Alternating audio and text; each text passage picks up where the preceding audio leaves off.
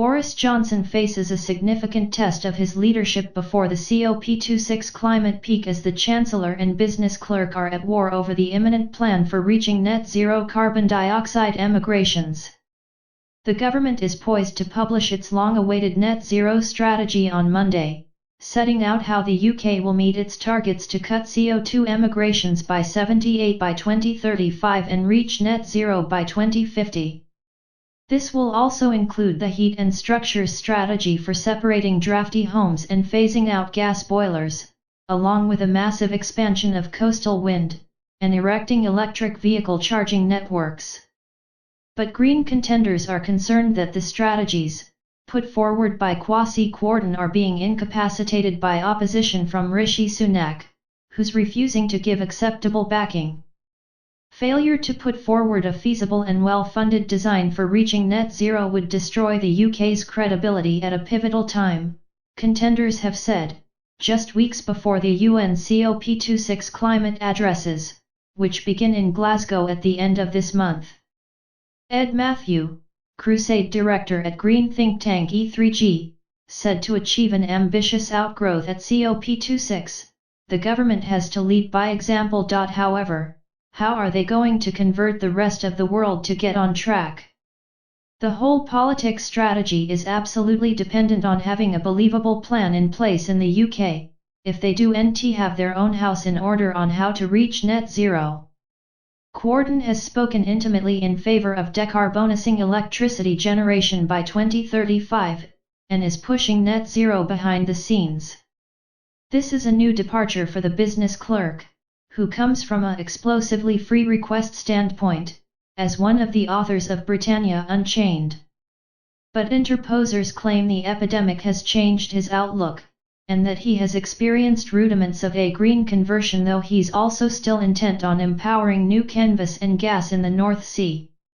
With the epidemic and the energy extremity, he's seeing a need for government intervention, said one close bystander. Energy security is now a crucial theme, and erecting renewables can help with that. But Sunak, who controls the bag strings, is understood to be explosively opposed to devoting new cash to the climate trouble. He was specially silent on the climate, net zero strategy and COP26 in his speech to the Tory party conference before this month.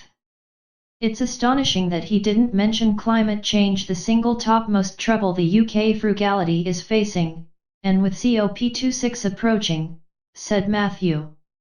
Without the Treasury, we can't be on track for net zero, because we need not just the programs but investment. This is the acid test.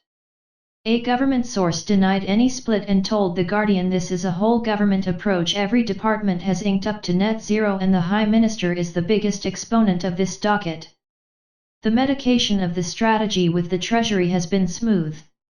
The Treasury is also due to publish on Monday its own net zero findings, in the form of a review that's anticipated to set out the costs of reaching net zero.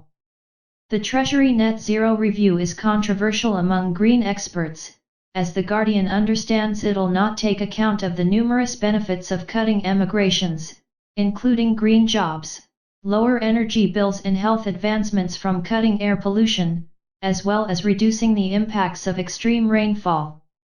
It's as if the Stern review no way happed, said one expert, pertaining to the Corner 2006 study by climate economist Nicholas Stern, which planned the short-term costs of cutting emigrations were far overbalanced by the profitable benefits. They've stuck to their old pre-Stern models of cost. Green contenders believe the Treasury review will be seized on by climate skeptics in the Tory ranks. They're also concerned that lobbying by the reactionary energy assiduity has converted the government to make hydrogen a leading part of its net zero strategy. That would be a mistake, they argue, as some forms of hydrogen aren't low CO2, but bare fossil energies to be converted into hydrogen and the performing CO2 stored, in discrepancy with genuine green hydrogen styles, by which hydrogen is manufactured using renewable energy.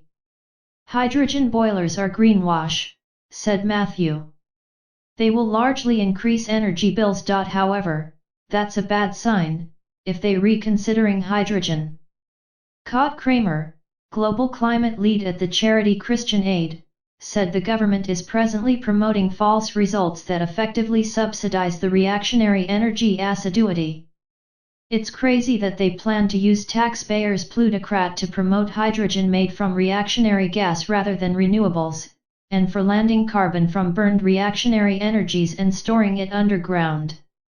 A Treasury prophet said we're absolutely committed to meeting our world-leading climate commitments, and the High Minister's 10-point plan set out £12 billion of investment for green diligence.